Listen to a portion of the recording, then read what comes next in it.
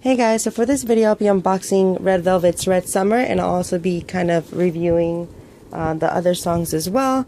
So yeah, let's get started. So here's the front and the back. Originally these don't come with like the package, these are stickers on the plastic wrap, but I decided to put them on the cover because I don't know, they look nice. Usually I don't do that for albums, but it also includes the track list. So yeah, and this comes with 5 songs. I love this packaging, it's so practical. So here's the disc. There's nothing on the back, and the members. Has some fruit. I love this concept and photo book. My favorite this is definitely my favorite comeback from Red Velvet. And yeah, everything about this era was pure perfection, except the fact that it was rushed, and maybe the music video could have been a little bit better. But these photos and the songs in here are amazing. This is my favorite mini album from Red Velvet, along with Russian Roulette.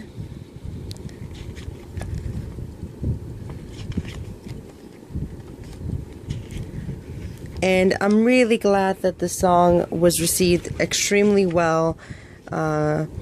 It's probably their most successful song as of right now. So here's a photo card I got. Solgi. If you're interested, I am selling this. So if you're planning to collect photo cards for Red Velvet, maybe that's a member that you need. But then you get an ad. So usually it's just standard for SM groups to have an ad on their albums.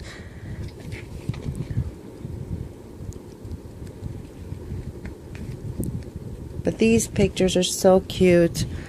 I'm glad that almost every page just is filled with photos. See, there's a blank page, but for the most part you do get a lot of pictures. So SM did not screw fans over, because sometimes you have a really thick photo book, but a lot of the pages are blank, and you know, that's just really irritating.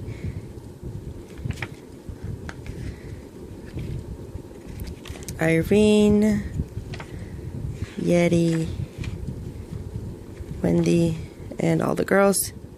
Group photo and the credits. So love this packaging. I think that if you're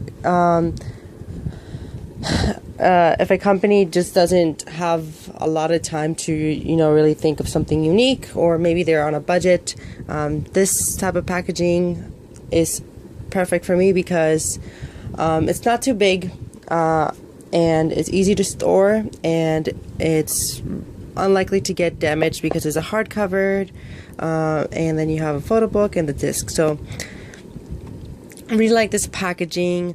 I'm really glad that they didn't get another jewel case type of packaging, where like they had for the red and the velvet. But other than that, I like that this fits with the majority of their packaging. So for the song content, this one was really, really well produced. I can tell that this album was just recorded not a long time ago, but I think even before, majority of the songs were probably like already recorded for the Red Summer before the Rookie album. Because the Rookie album I didn't like as much, but it does fit well with just the season that it was released in, and this is just pure summer song. So the Red Flavor is probably their best song. This was the song I needed from Red Velvet for the longest time. I think that they had those really catchy songs. They had the quirky song with Rookie, which I grew to like, but I don't love it. And yeah, so I think that it's really nice that they finally have like an anthem. I think this one's a perfect song for a concert, like an opening or just the ending of a concert. So I think that's the song that they needed, because usually groups have that, very signature song, especially when it comes to performing. Like for instance, whenever I think of Girls' Generation, their concert song, like as their and I think for a lot of their just concerts, they usually start off with Genie. I think Genie is that song that is representative of Girls' Generation, even though G is technically their most successful song. But Genie just is pure perfection. It's their signature song when it comes to concerts.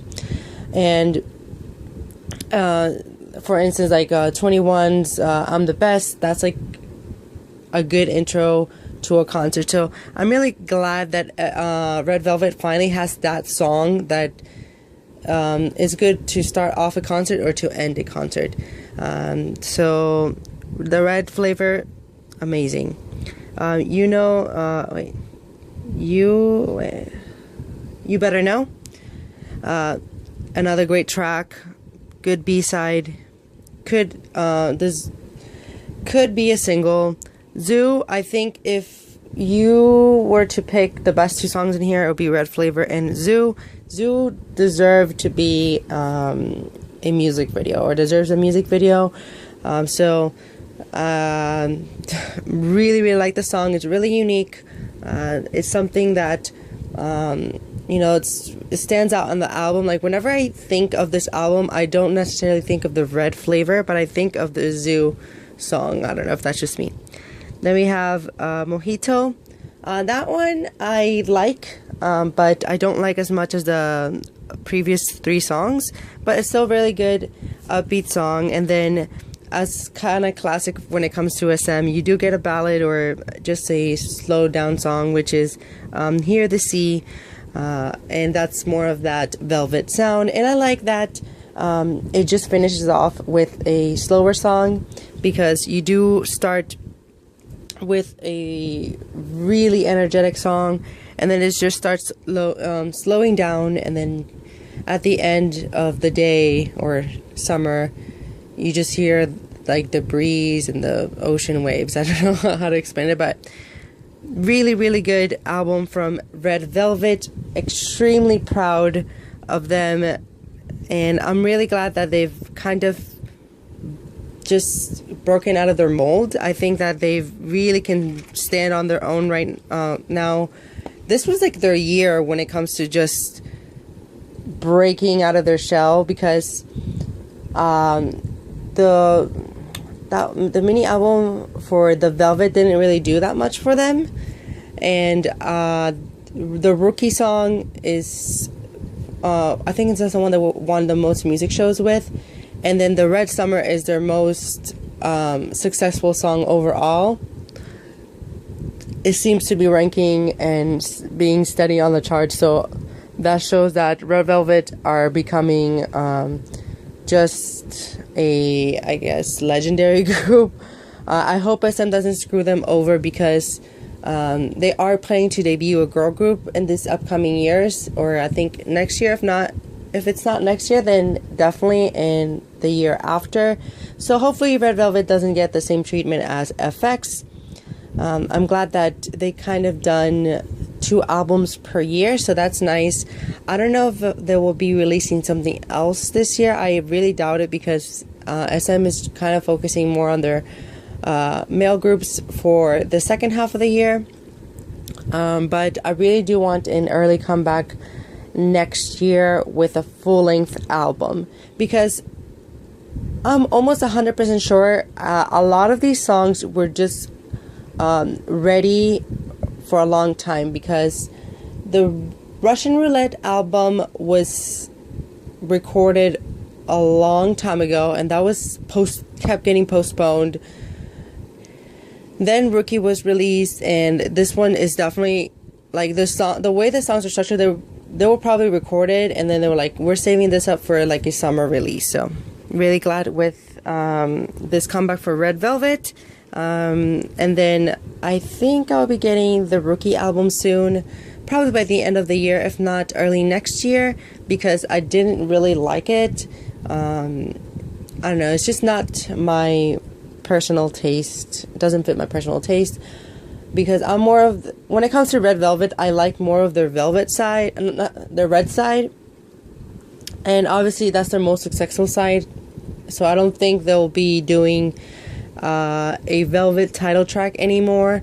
It's the smartest route to go. Maybe if they have a full-length album, they should do it as like a pre-release track and then release the main single as a red song, so the album does well. So yeah, but that's it. If you have any other questions, please comment down below, and yes, please support Red Velvet and buy the album. It's definitely worth every penny.